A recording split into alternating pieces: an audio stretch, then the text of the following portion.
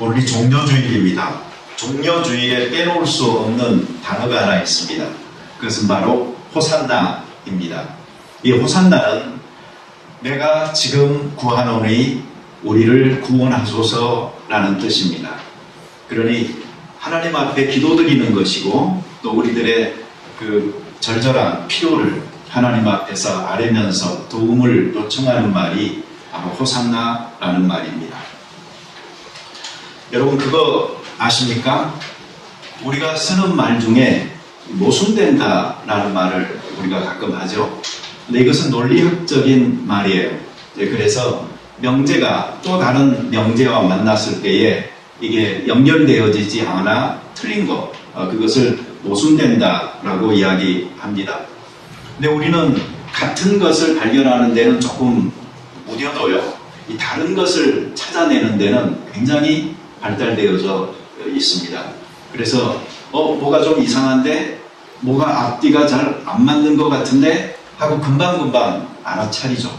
그런데 우리보다 좀 더 열심히 생각하고 투자하고 계획한 사기꾼 같은 사람들이 우리를 완전히 속여서 넘겨버리기도 합니다. 그럴 때 앞에서는 뭔가 옳은 것 같았는데 뒤돌아서서 보니까 아차 싶은 거, 그때는 이미 늦은 거죠. 그래서 이것을 쉽게 말하면 당한 거고요, 털린 겁니다. 그리고 좀 세게 말하면 사기당한 것이죠. 야곱처럼 우리가 사기치기도 하고 또 사기 당하기도 하면서 사는 경우가 인생에는 의외로 많이 있습니다. 여러분 이런 일을 안 당하시고 좀 순탄하게 잘 사시기를 바랍니다. 그런데 어떤 누구도 사실은 장담할 수가 없어요. 살다 보면은 이렇게 속이려고 하고 거짓말에 우리가 넘어가는 경우가 있기도 합니다. 그런데 보통 우리가 세상 살면서 누구한테 당했다, 또 사기당했다 이런 말을 할 때 보면은 대체적으로 이 재정적인 문제에 있어서 손해가 나는 결과로 나타나기가 쉽습니다. 그래서 제가 말씀드릴 수 있는 것은 세상 살 때요, 좀 이 재정적으로 손해당하고 이런 일이 없이 여러분들이 편안하게 살기를 바라는데요. 목사로서 저는 여러분들이 정말 더 잘 됐으면 좋겠다 싶은 것이 뭐냐면 영적인 면에서 사기당하지 말고 거짓에 속지 말고 정말 성경적인 바른 신앙으로 살았으면 좋겠다 하는 마음을 가지고 있습니다. 왜 그러냐면 재정적으로 좀 사기당하고 하는 것은 이 세상 살면서 조금 그냥 불편하게 살면 됩니다.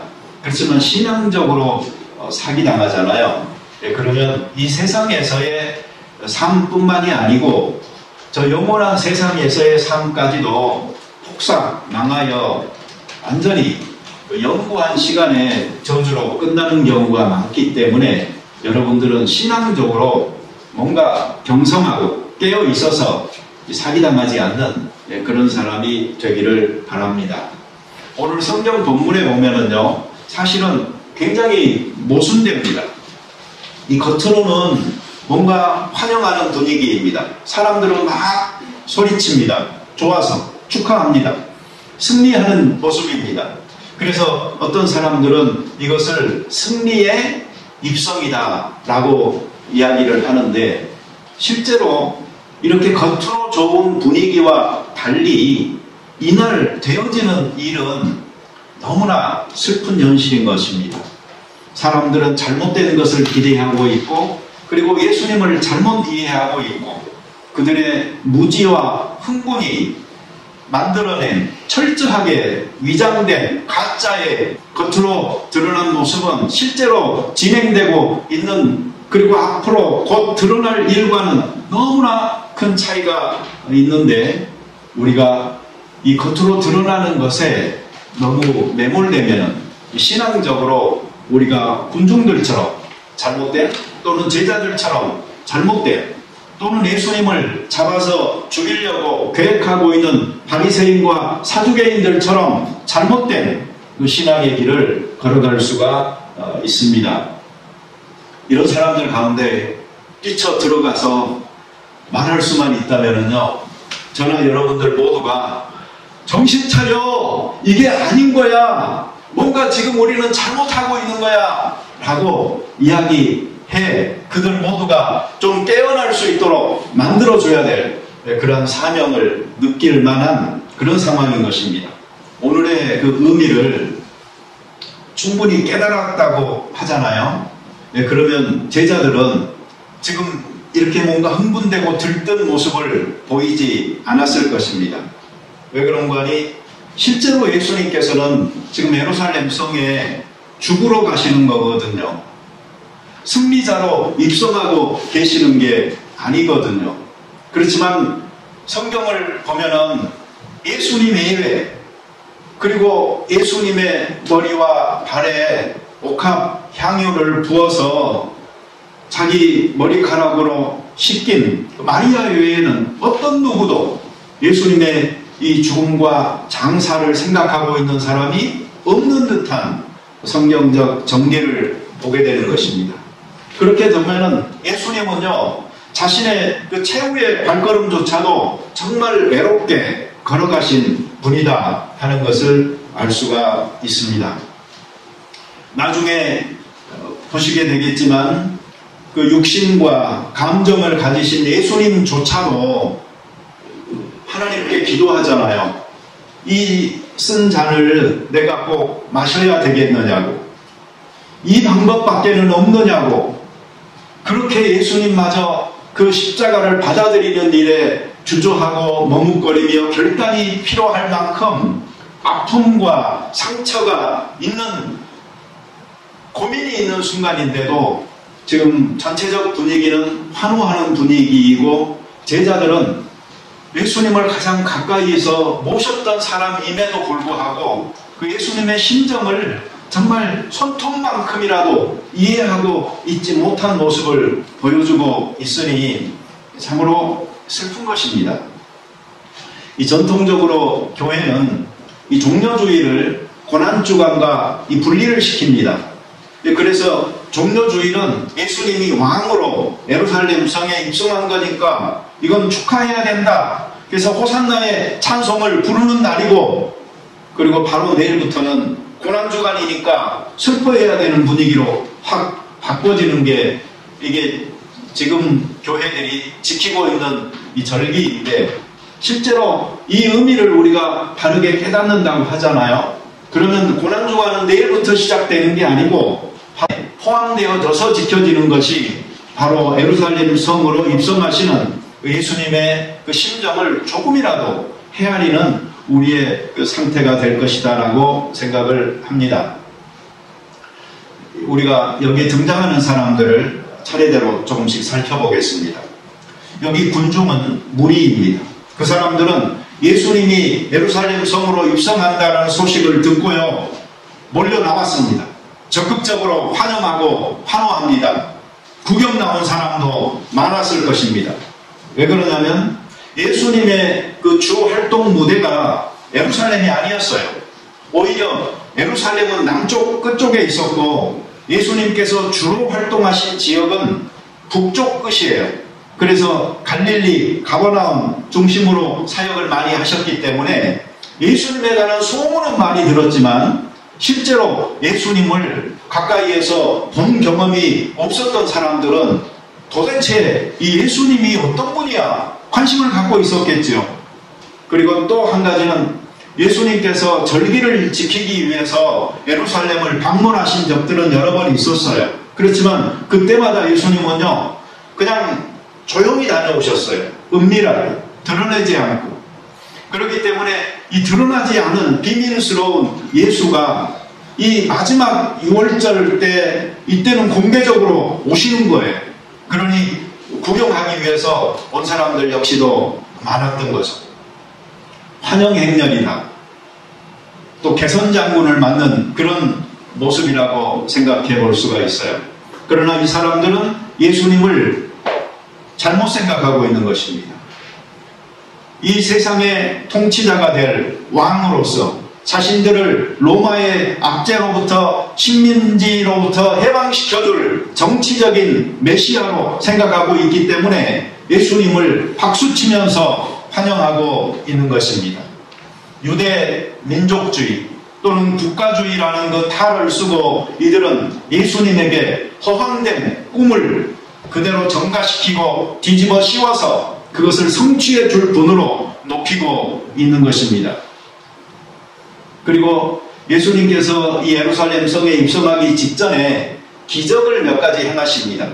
소경 거지 바디메오의 눈을 뜨게 해주셨고, 그리고 죽은 자를 살리는 기적 중에 나사로, 이미 썩어서 냄새가 나는 시체인 그 나사로를 무덤에서 나사로야 나오너라 하여 불러낸 기적을 행하신 거예요. 그러니 이 소문을 타고 사람들에게 관심을 불러 일으킨 상태. 그래서 사람들은요 더더욱 예수님을 보고 싶어하고 만나고 싶어합니다.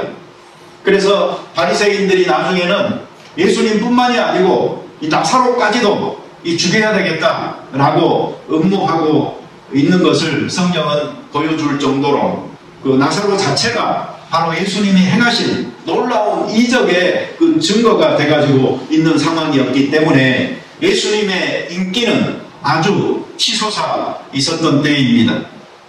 그렇지만 이 군종들은 불과 닷새 후에 어떻게 변합니까?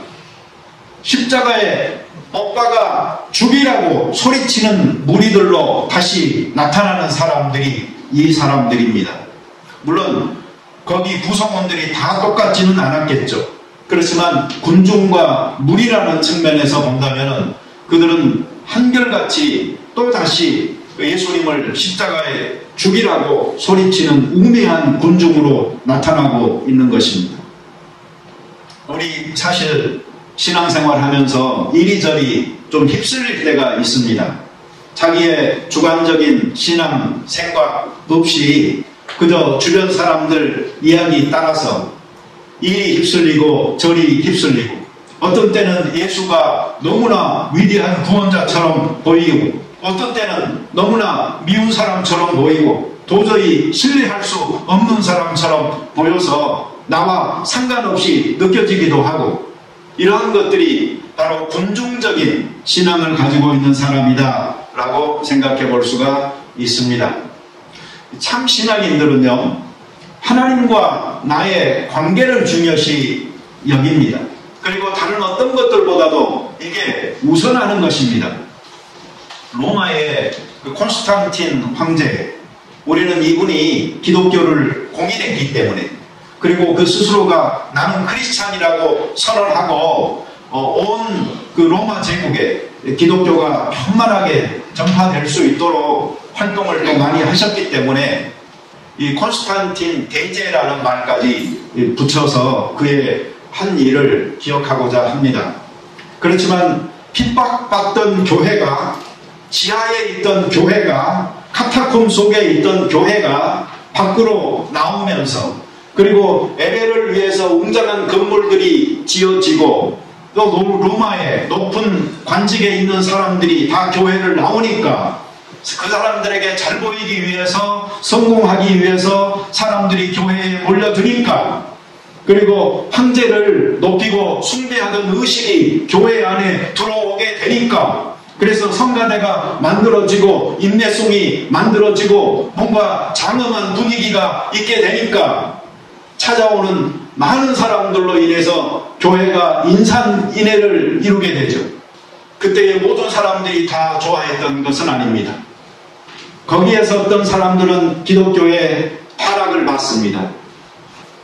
앞으로가 위험하다고 생각했습니다. 순교를 꿈꾸면서 있던 사람들은 이제는 박해받는 교회가 아니고 환영받는 교회가 되어지자 그들의 삶의 목표를 잃어버린 채 이렇게 편하게 살면 안 된다라고 생각하고 아라비아와 시리아의 광야로 가서 수도사로서의 삶을 자처하며 몰려가는 현상까지 생길 정도로 크리스찬들에게 너무 편한 환경이 주어졌을 때 참 신앙을 가졌던 사람들은 오히려 고난을 자처하는 모습도 보여줬던 것을 우리는 기억할 필요가 있는 것입니다. 이 무리들이 가는 길과 좀 다른 길을 갈 수 있는 그런 멋스러움을 우리들도 좀 가져봤으면 좋겠습니다. 둘째로 여기에 나오는 제자들입니다. 여러분, 군중들은 군중들이라고 치더라도요, 제자들은 적어도 예수님을 이해하고 있어야 되지 않습니까? 3년이라면 짧은 시간이 아닌 것이고, 뭐 강의실에서 잠깐씩 만난 사람들이 아니잖아요. 숙식을 같이 하면서 동락했던 그 스승임에도 불구하고 지금 스승의 입장이 어디에 있는 것인지를 모르고 있는 거예요. 우리가 알고 있는 사건 하나가 있죠. 세베대의 그 두 아들 야고보와 요한, 그 어머니가 예수님에게 와서 무릎 꿇고 구합니다. 예수님, 당신이 보좌에 앉게 됐을 때에 당신의 좌우편에 내 아들들을 좀 앉혀달라고 이야기합니다. 그런데 그 이야기가 바로 이 예루살렘 입성하기 전에 생긴 사건이에요. 그렇게 멀지 않은 사건이에요. 그래서 이 사건 자체는요, 그 당시 그 제자들의 분위기가 어떠했다 하는 것을 우리로 하여금 짐작하게 만들어주는 거예요. 적어도 제자들 속에는요, 아마 그런 분위기가 있었을 것 같아요. 이제 우리는 고생이 끝난 것 같아. 예수님이 예루살렘으로 입성하시면 군중들은 환영할 것이고, 예수님이 이 놀라운 기적의 능력으로 저 로마로부터 우리를 해방시키게 되면은 우리 한 자리씩 할 거야 라고 기대하고 있었는지 모릅니다. 그런데 예루살렘으로 가까워져 가면서 사람들은 몰려들고 그리고 박수치고 환영합니다. 자기들의 겉옷은 비싼 거예요. 벗어가지고 땅에다가 펴고 종려나무가지를 꺾어서 땅에다 펴면서 왕이 이 길을 밟고 가시라고 환영하고 있으니 제자들은 스승 잘못인 탓에 이제 우리도 호강하겠구나라고 흥분하고 들뜬 모습만 보여주고 있는 것입니다. 사람들은 자기들이 권력자가 되지 못하잖아요. 그러면 괜히 권력자에게 의탁하고 붙어서 그 권력의 단맛을 빨고 향유하려고 하는 습성이 있습니다. 그런데 이 예수님 주변에 있는 이 제자들이 지금 딱 그런 모습인 것입니다. 자기에게 있을 상급의 분배를 생각을 하고, 우리가 예수님을 믿으면서 예수님을 향하여 이러한 기대들을 가지고 있다면 아직 눈이 열리지 않은 제자들과 다를 바가 없는 것입니다. 그러니 그들은 위기가 닥쳤을 때에 예수님을 금방 버리고 도망합니다. 자기들의 옛날 직업으로 다시 돌아가 버립니다. 모든 게 끝났어? 신기루였나봐. 예수님의 수제자였던 베드로조차 멀찍이 예수님을 쫓아갑니다. 그러다가 자기 살려고 예수님을 부인하고 저주까지도 하게 됩니다. 여러분, 이 군중과 이 제자들에게서 발견되는 공통점이 있다면요, 하나님의 목적, 하나님의 시간, 하나님의 방법, 하나님의 계획과는 아무런 상관이 없이 그냥 자기 나름대로 하나 예수님을 해석하고 믿고 기대했던 것들이죠. 우리가 성경을 왜 중요시 여기고 성경을 우리의 영의 양식이라고 말을 하는고 하니, 우리가 성경을 가까이 하지 않으면 예수님을 오늘날 우리들도 똑같이 그렇게 이해하게 된다는 것입니다. 그래서 성경이 말하는 예수가 아니고 그냥 내가 생각하는 예수, 내가 기대하는 예수, 내가 만든 신으로 하나님을 섬기는데 그게 바로 우상이 되어진 줄을 모른 채 그 하나님을 하나님이라고 부르는 어리석음 가운데 우리가 있을 수 있다는 거, 슬퍼해야 될 현상인 것입니다. 여기에 본문에는 나타나지 않지만 요한복음에 보면은 이 똑같은 기사 뒤에 12장 19절에서 바리새인들이 하는 말이 있습니다. 바리새인들이 서로 말하되 볼지어다, 너희 하는 일이 쓸데없다. 보라, 온 세상이 그를 따르는도다. 예수님을 너무 많은 사람들이 따르는 것을 보고 바리새인들이 말하는 말이 이 말인 거예요. 야, 우리 예수를 잡아 죽여야 되는데 너무나 많은 사람이 지금 쫓아다니고 있어. 그러니 이것을 은밀하게 할 수도 없고 우리 틀린 것 같아 라고 이야기할 정도로 그 군중의 무리, 그 힘이라는 것은 대단했던 거죠. 그리고 어쩌면은 예수님은 이 상황을 예루살렘에 입성하자마자 바로 죽게 되는 상황을 모면하고 오히려 예루살렘에서 해야 될 시간을 버는 그 방법으로 사용했는지도 모르겠습니다. 어떻게든 꼬투리 잡아서 모함하고 해하려고 하는 사람이 예수 주변에는 늘 있는 것입니다. 이 고난주간 중에 그 화요일 날에도 보면은요, 바리새인들과 사두개인들이 예수님에게 질문을 던지는데 그 질문이 그냥 영적인 관심 속에서 던져지는 질문이 아니고 어떻게 하면 예수님을 함정에 빠뜨릴까 하여서 올무를 놓는 그 안에 아주 독약이 든 질문들을 날카롭게 던지고 있는 것들을 보게 되는 것입니다. 자, 이런 그 주변의 환경들을 생각을 하면서요, 이제 예수님을 생각을 해봅시다. 우리는 성경 어디에서도 예수님께서 이 상황을 흥분하였다 또는 기뻐하셨다 표현을 우리는 전혀 찾아볼 수가 없습니다. 주변 사람들의 이러한 축제적 분위기 속에서도 예수는 갈 길을 가고 있습니다. 예수님은 자기의 시간표를 알고 계셨고 그리고 성경의 예언들을 하나씩 이루어가고 계셨던 것입니다.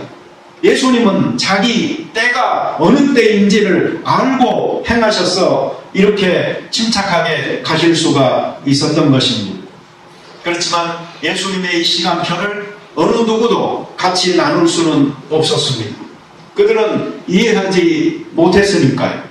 그래서 예수님께서는 자주 내 때가 아니다, 내 때가 아니다 라고 말씀을 하시다가 지금이 내 때이다 라고 사자굴 같은 곳에 지금 들어가고 계시는 것입니다.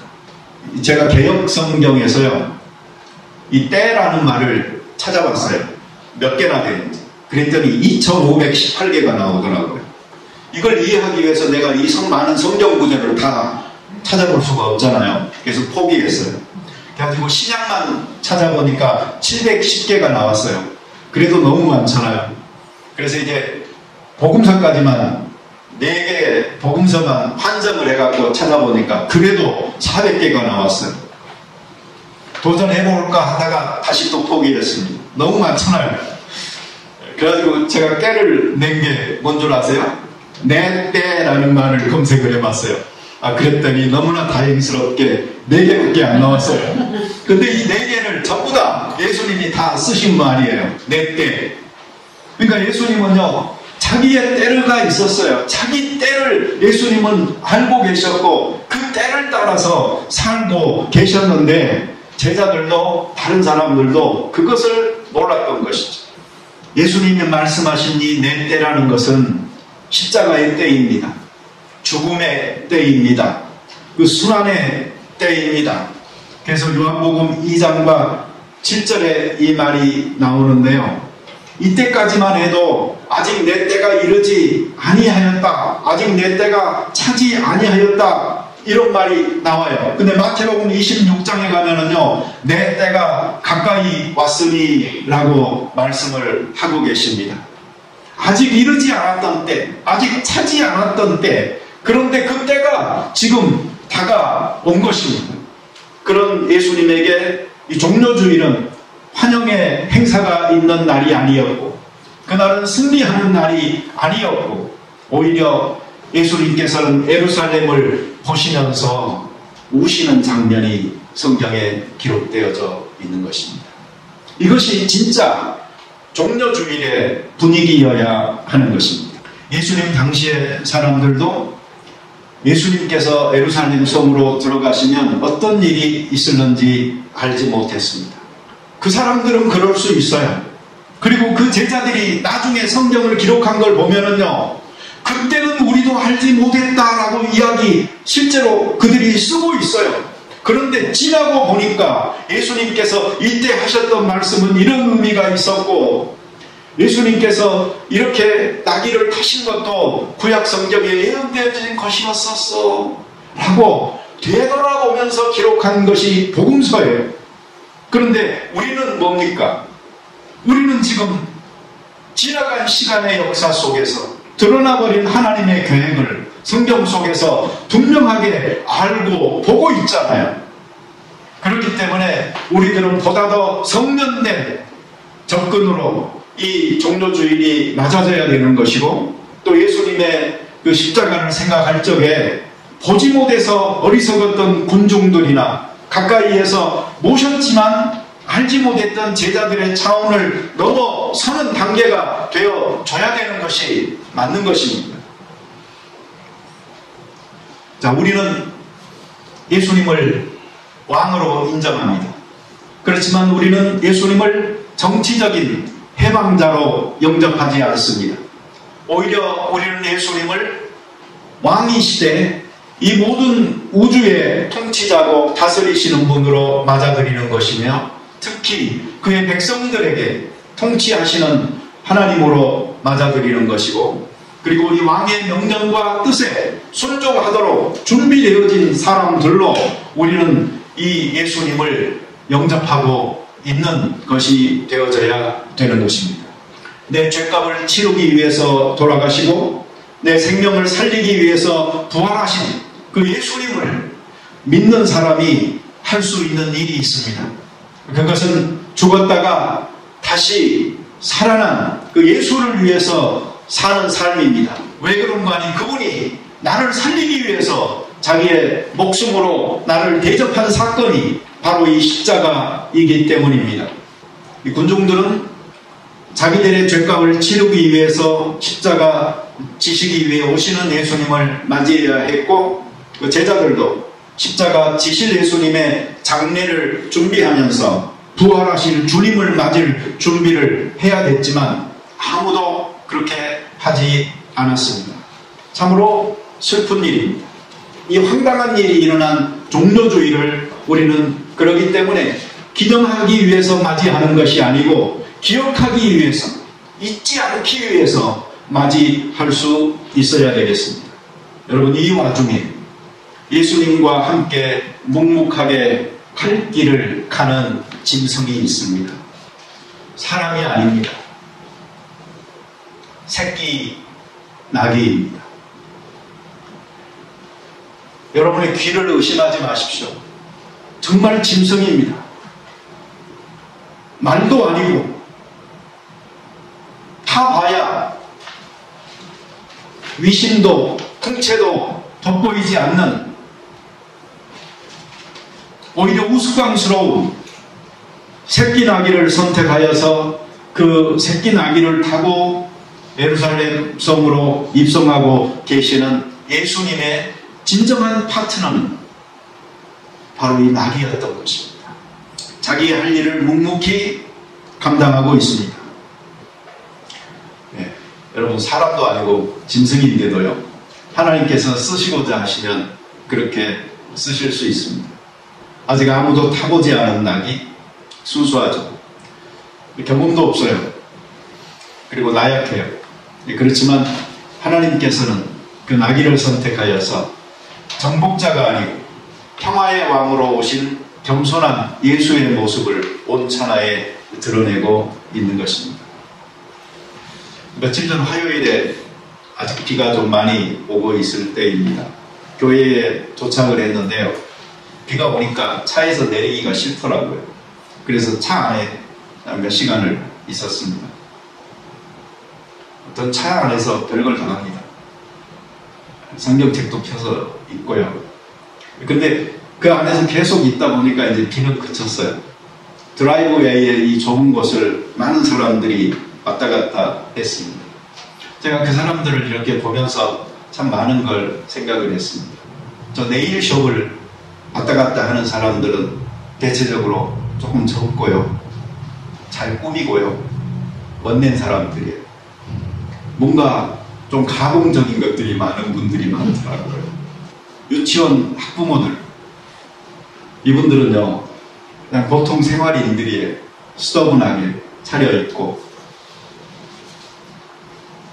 그리고 여기 한의원 왔다 갔다 하시는 분들, 나이도 좀 많고요, 대체적으로 걸음도 느리고요, 뭔가 아프신 분들 모습처럼 이 드라이브웨이를 오고 가고 있었어요. 그리고 여기 안에서는 유치원 원생들 소리가 들리고, 작은 아이로부터 연세가 많으신 분들까지 서로 다른 필요들을 가지고 치장을 하고 오고 가는 그 모습을 보면서 저는 그냥 이게 인생이구나라는 그 전체적 그림을 그곳에서 봤습니다. 그러면서 같은 장소를 쓰고 하고 있는 우리 교회분들, 우리들이 이곳을 오고 갈 때에 우리는 어떤 모습으로 보여져야 될까? 우리는 어떤 사람들일까? 하는 생각도 해봤습니다.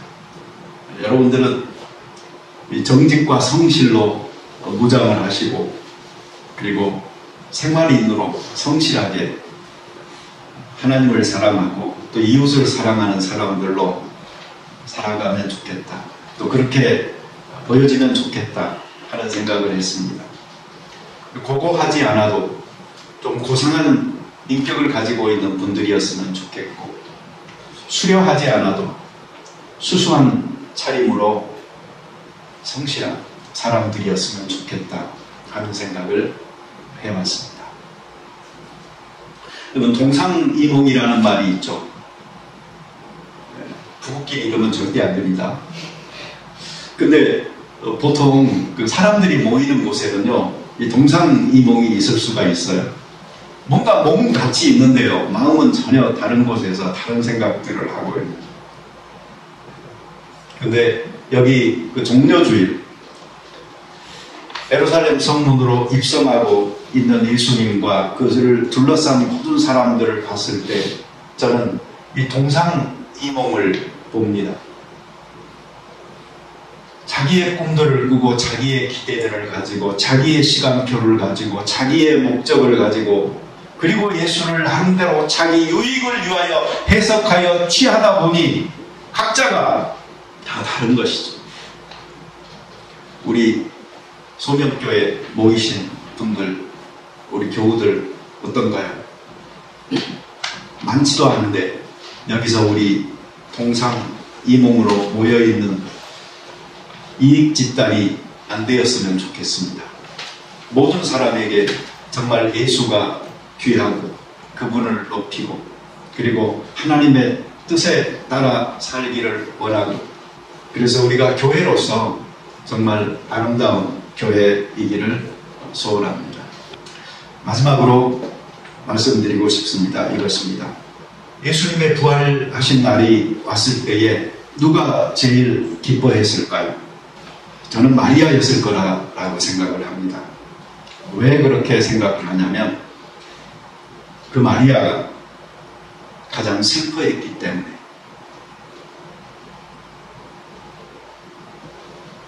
그리고 예수님을 가장 위했기 때문에, 그리고 예수님을 가장 그리워했기 때문에, 예수님으로 인해서 가장 아파했기 때문에, 그 부활이 가장 기쁘게 그렇게 찾아온 사람은 마리아였을 거다라고 생각을 합니다.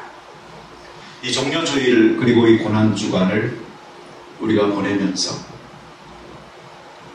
이 고난을 어떻게 맞이하느냐에 따라 이 부활절이 우리에게 다르게 다가올 것이다 생각합니다.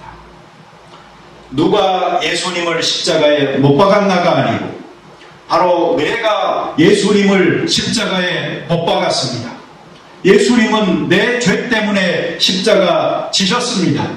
나의 옛사람이 죽고 새 사람으로 주께 영광 돌리는 사람이 되도록 하기 위해서 내 대신에 못 박히신 주님이라는 사실을 확실하게 어떤 누군가가 말했듯이 예수님을 십자가에 못 박아서 달려있게 만든 것은 예수님의 손과 발에 박힌 못이 아니고 우리를 향한 사랑이었다. 이것을 좀 깊이 느끼고 또 실감하는 한 주간이 되셔서 우리 다음 주 다시 만났을 때 정말 그 고난의 아픔을 뛰어넘는 큰 기쁨으로 기뻐하는 우리가 되어졌으면 좋겠습니다. 같이 기도드리겠습니다. 자비로운 주님, 오늘 예루살렘 성으로 들어가시는 예수님을 봅니다. 겉으로 드러나 있는 모습과 실제로 진행되어지고 있는 일 사이의 이 괴리를, 너무나 모순적인 이 모습을 보면서 우리는 어느 편에 서야 할까를 걱정을 해봅니다. 인간적으로 보면은 축제가 좋지만, 그러나 장례식을 향하여 가는 심정으로 이 날을 맞이하고 이 고난주간을 가슴 아파하는 자가 참 부활의 기쁨을 누릴 수 있으리라 믿기 때문에, 주님, 우리는 이 종려주일이 축하하고 기념하는 것이 아니고 예수님의 십자가 죽음을 기억하는, 그리고 잊지 않는, 그래서 나와 예수님의 관계에서 다시 태어나는 귀한 날이 되기를 원합니다. 우리 모든 사람들에게 이 놀라운 축복을 허락하여 주옵소서. 예수님의 이름으로 기도드립니다. 아멘.